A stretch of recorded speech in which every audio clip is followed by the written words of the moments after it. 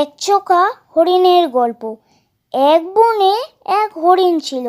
হরিণটি একটি চোখে দেখতে পেত না। বনে থাকার সময় সে খুব ভয়ে ভয়ে থাকত।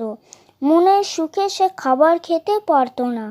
একটা চোখ দিয়েই চারিদিকে নজর রাখত, যদি কোনো বলবান জানোয়ার বা শিকারী তাকে আঘাত করে।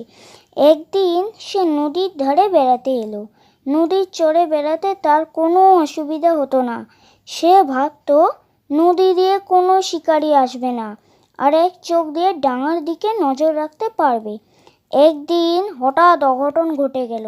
একজন শিকারী নৌকা করে নদীর তীর ধরে শিকারে বেরিয়েছিল। সে দূর থেকে হরিণটাকে দেখতে পেয়ে সাথে সাথে ধনুক থেকে তীর ছুড়ল। তীর এসে বিঁধল হরিণের গায়ে। মারা যাওয়ার সময় হরিণ মনে মনে ভাবল, যেদিক থেকে বিপদের ভয় করেছি সেদিক থেকে কোনো বিপদ এলো না, আর যেদিকটাকে নিরাপদ ভেবেছি সেদিক থেকেই বিপদ আসলো। নীতি কথা, সব দিক লক্ষ্য করেই কাজ করা উচিত।